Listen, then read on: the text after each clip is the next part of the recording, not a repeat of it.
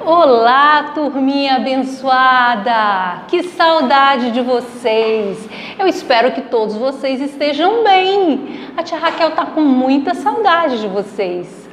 Paz do Senhor Jesus. Como a tia Jaque falou, nós estamos comemorando nesse mês de dezembro o dia do livro mais importante para os cristãos, a Bíblia Sagrada. A Bíblia, olha só, a Bíblia é a palavra de Deus. A Bíblia foi um livro muito perseguido, crianças. As pessoas queriam destruir a Bíblia, porque o inimigo queria que ela não chegasse até nós. Mas ela chegou, porque Deus não deixa que sua palavra não chegue até nós. Ela chegou até nós. E nós temos hoje a palavra de Deus, que ela é um manual para a gente. Um manual de vida. A Bíblia, ela tem tudo que a gente precisa para aprender a agradar a Deus. E a Bíblia, crianças, ela é como se fosse uma carta de amor de Deus para o seu coração. Você sabia? Sim, nessa carta maravilhosa, Deus fala com você: olha, eu te amo tanto que eu mandei o meu filho para morrer por você. Então isso é a maior prova de amor, né? De Deus, de ter enviado o seu filho Jesus. E isso está contido aqui na Bíblia, né? E olha só, a Bíblia é um livro que ela foi escrito por vários homens diferentes, em épocas diferentes, né? E ela chegou, mas quem é o autor da Bíblia? É Deus. Deus é o autor da Bíblia. Ele inspirou essas pessoas, ele deu uma inspiração divina para eles escreverem aquilo que Deus queria que chegasse até nós, né? E a Bíblia, ela é dividida entre Antigo e Novo Testamento. No Antigo Testamento tem uma história, crianças, muito interessante que hoje eu quero compartilhar com vocês. É a história de um menino. Olha, no início da nossa história, ele tinha apenas 6 anos de idade. E como eu sempre falo para vocês, todas as histórias que a gente conta aqui da Bíblia, elas são verdadeiras, porque a palavra de Deus é verdadeira. E olha, crianças, Josias tinha 6 anos de idade, quando o pai de Josias foi aclamado rei da cidade de Judá, lá do povo de Deus de Israel. E Josias, vocês imaginem, criança, com 6 anos, ele já era um príncipe, ele era filho do rei. Imagine Josias, né, naquele palácio, como vocês se sentiriam, né?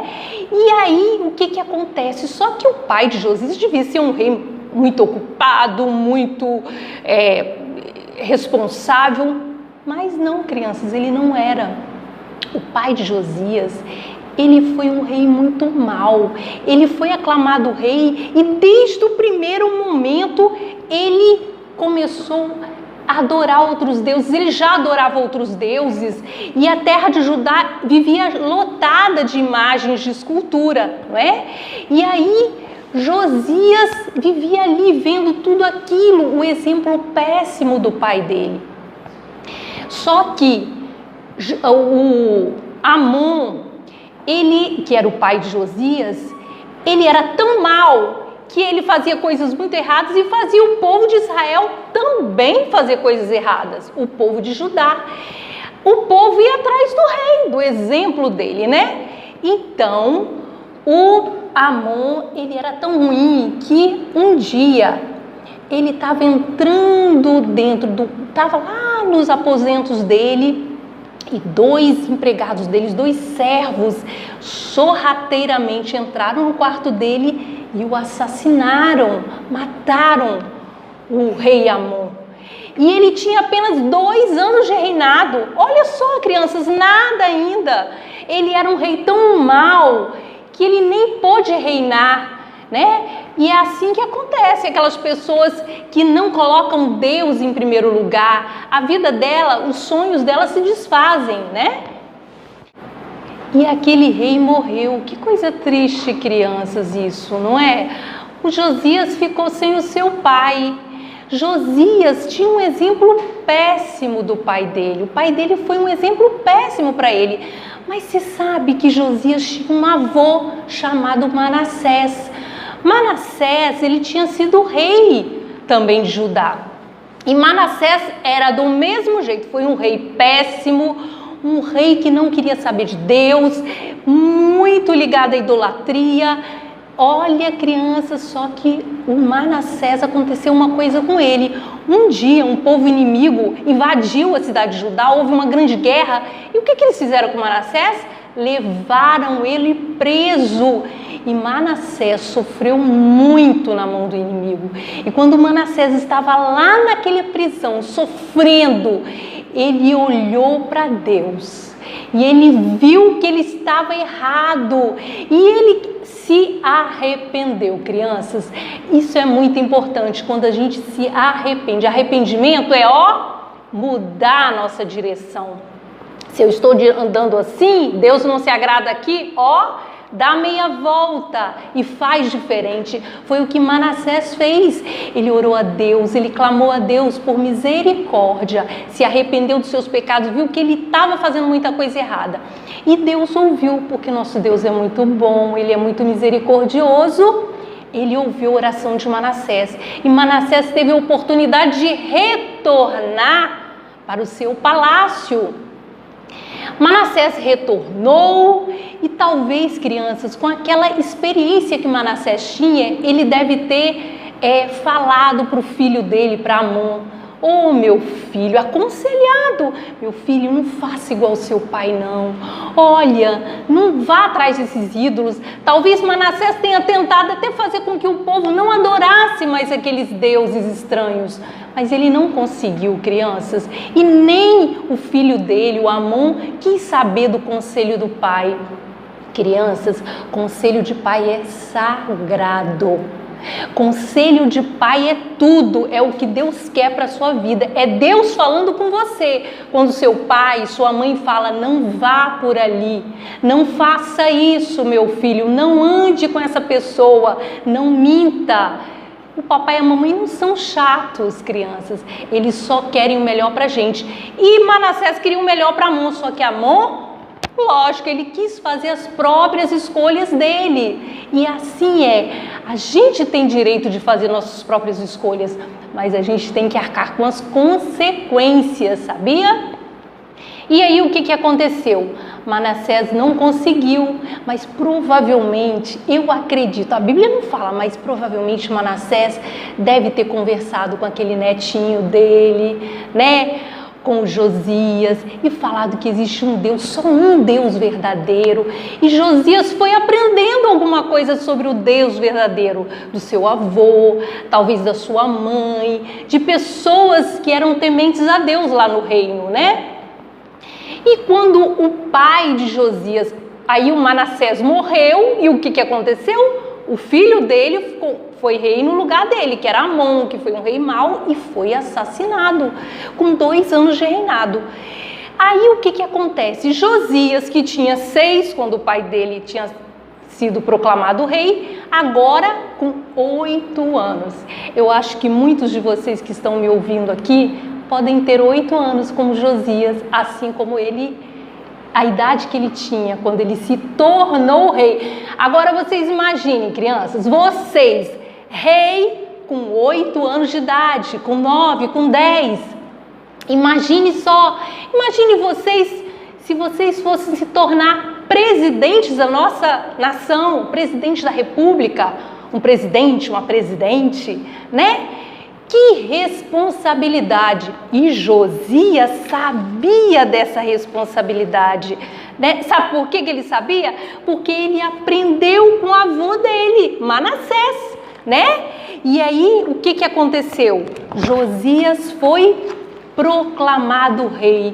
Olha, crianças, e o povo de Judá ficou tão feliz em proclamar aquele rei com 8 anos de idade. Agora vocês imaginem, crianças, vocês com 8 anos de idade, uma criança, ela não tem condição de governar um país, de reinar, né? Mas Josias, o que ele fez? Ele ouviu o conselho dos adultos, dos mais velhos, dos mais experientes no reino, né? Assim somos nós. nós não temos condição de dar um rumo na nossa vida, porque, né, vocês como crianças, a gente tem que ouvir o conselho da mãe, do pai, né, da vovó. Então a gente tem que aprender com os mais experientes, né? E assim foi Josias. Josias foi um menino obediente e ele reinou debaixo dos conselhos das pessoas mais experientes. E assim, ele era um menino que amava Deus. E olha só, crianças, lá no livro de Reis, né, que é onde está a nossa lição, 2 Reis 22, a Bíblia fala que Josias, ele era reto perante o Senhor. Ele era um menino, uma criança, mas ele já temia o Deus verdadeiro. Ele fez a sua própria escolha, né? Ele temia o Deus verdadeiro. E Josias foi crescendo. Com 8 anos de reinado, aí ele já tinha 16 anos, ele começou a observar. Olha só, gente. Olha, ele olhava da janela do palácio e via aquelas pessoas se encurvando na frente de estátuas de pedra, né? Estátuas de madeira, que não tem nada, que não podem falar, não podem ver, são mortas. E ele ficava indignado com aquilo. Não pode ser. E a Bíblia diz que ele começou a buscar o Deus verdadeiro. Ele começou a orar a Deus. Crianças, Josias não tinha o privilégio que vocês têm de ter a Bíblia. Ele não tinha, nós temos. A Bíblia é Deus falando conosco, mas Josias não tinha esse privilégio. Josias, naquela época, existiam rolos, né? E era muito uma dificuldade, ficava na mão do sacerdote lá no templo. E não tinha como todas as pessoas terem acesso. E olha só, crianças, o povo de Judá estava de cabeça para baixo, todo mundo adorando a um monte de deuses. E olha só, Josias, uma hora que Josias estava olhando, orando, ele olhou aquilo ali e falou assim, acho que Deus tocou Josias. E ele falou assim, chamou uns servos dele, vamos, vem cá. Vamos sair agora. Olha a coragem do rei Josias, com 16 anos, criança, um adolescente. Ele saiu e falou, vamos começando a quebrar, vamos fazer o que Deus quer que nós façamos. Vamos começar a quebrar, vamos começar a tirar todas essas imagens daqui do nosso reino. E começaram a quebrar e a tirar aquilo. Só que Josias pensou, peraí, eu estou quebrando, eu estou tirando tudo, mas esse povo ele vai dar um jeito de fazer outras imagens, vai dar um jeito de adorar escondido lá na casa deles. Peraí, o que a gente precisa fazer? E Josias lembrou de um detalhe super importante. Existia um templo que estava abandonado. O templo lindo de Deus que eles tinham para adoração era o Deus verdadeiro. Esse templo estava, totalmente detonado, crianças. Não tinha nada no lugar. Até imagens de escultura eles tinham jogado dentro do templo de Deus. E estava uma bagunça só. E Josias falou, peraí. Vamos começar a reparar esse templo, vamos começar a mexer nesse templo, a restaurar o que está perdido de Deus nas nossas vidas. Vamos começar a restaurar. E olha, crianças, existia uma oferta que tinha lá no templo, que algumas pessoas tinham doado. Eles pegaram aquela oferta e começaram a comprar material e começaram a reformar aquele templo. E foi um reboliço. E eles começaram a mexer. E um homem muito temente a Deus chamado Ilquias, ele estava lá mexendo. Não tem quando a gente faz faxina na nossa casa, que a gente começa a mexer assim, lá de baixo, e a gente fala, olha só, achei isso aqui que a gente tinha perdido. E aconteceu isso lá no templo. Ilquias, um homem muito temente a Deus, começou a mexer e fez uma descoberta maravilhosa. Ele achou um tesouro, crianças. Agora, imagine o que ele achou. Pensem aí. Então, quem falou e pensou que foi o rolo da lei, a palavra de Deus acertou. Ele achou a palavra de Deus. Que maravilha! A palavra de Deus naquela época não era assim, igual a gente tem uma Bíblia, facinho de carregar, né? Vamos para a igreja, pronto. Não, crianças, eram rolos imensos que eles desenrolavam para ler aquilo ali. E era um só, era uma coisa maravilhosa, era uma preciosidade.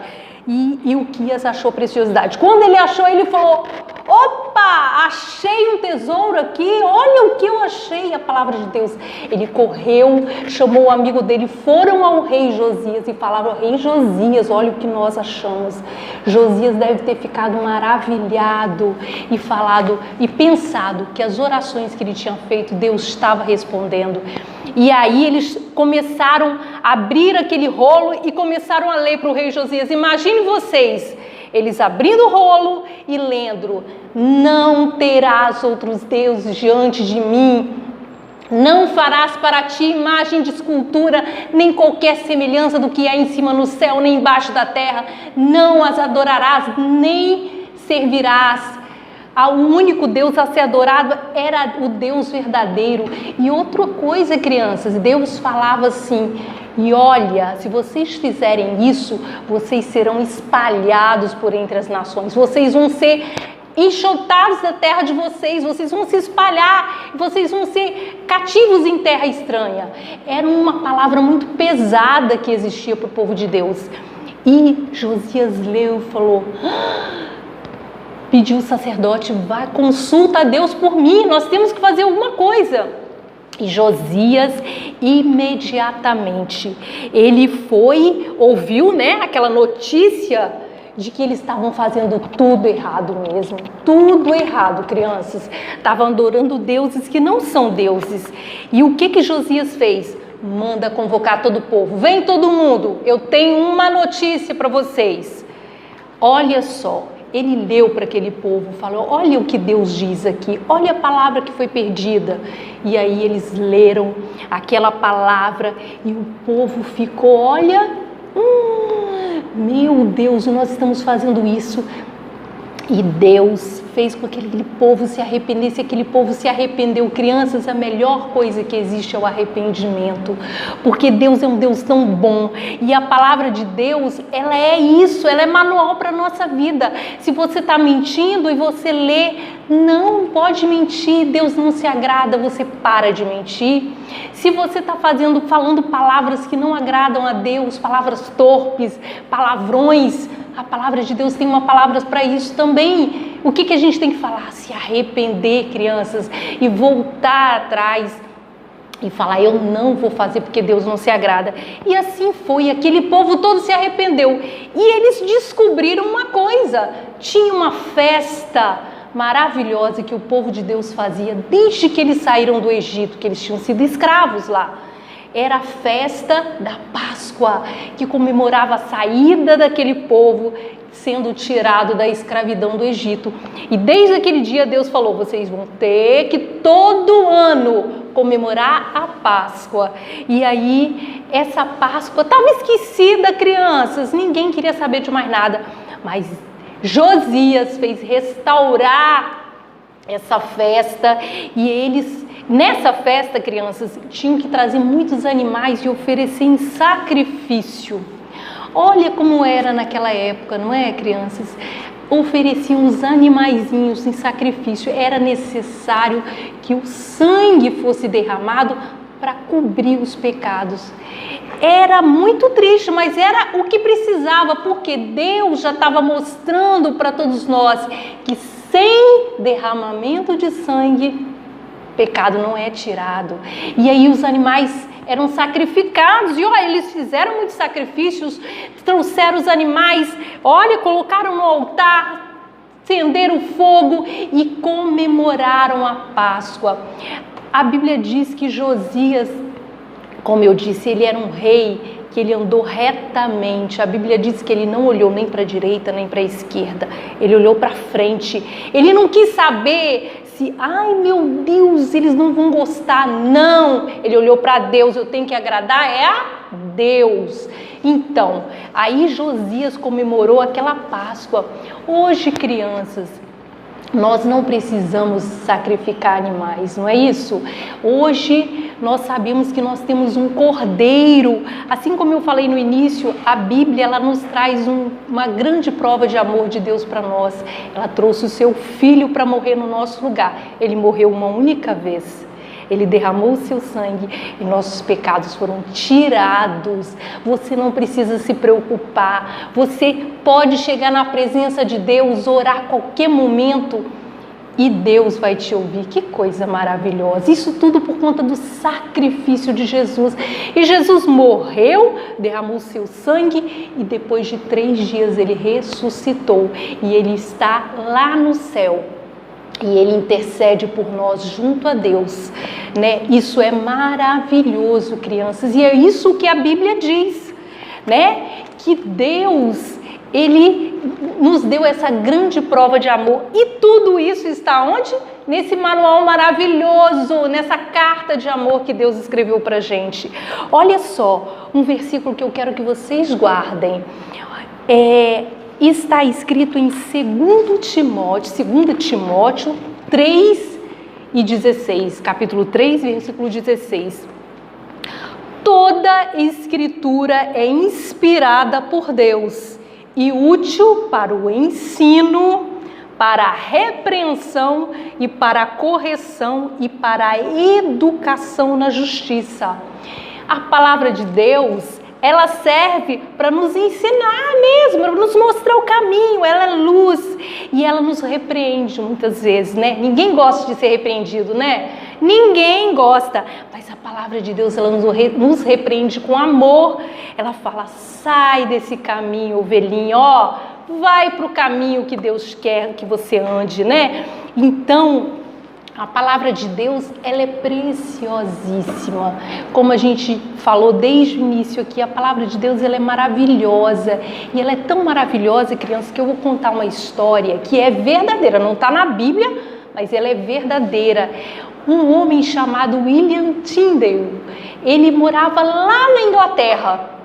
E ele era um homem que ele gostava, amava tanto a Bíblia, que ele resolveu estudar muito as 2 línguas principais da Bíblia, o hebraico e o grego. Ele estudou muito essas duas línguas, porque a Bíblia só existia nessas línguas, hebraico e grego. E ele estudou muito, estudou porque ele falou assim, não é possível, a Bíblia não pode ficar só para quem sabe hebraico e grego e para uma pessoa só. Não, qualquer pessoa pode aprender sobre Jesus, sobre essa prova de amor que Deus deixou. E Tyndale começou a estudar muito e começou a traduzir a Bíblia. Ele começou pelo Novo Testamento, começou a traduzir para a língua do povo. E ele começou a traduzir.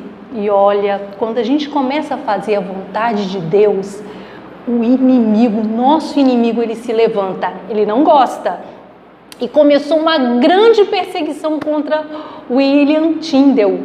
E ele foi muito perseguido, que ele teve até que deixar a Inglaterra e ir para um outro país. Mas vocês acham que ele desistiu? Ele ficou com medo?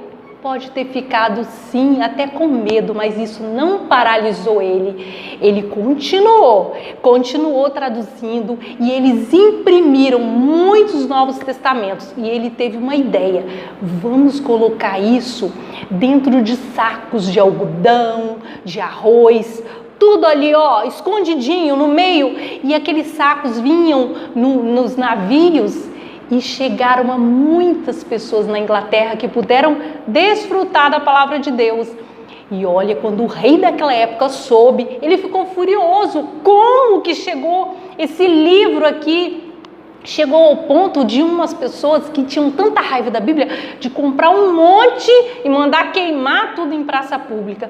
É por isso que eu falei, crianças, esse livro é especial demais. Ele passou por tantas coisas.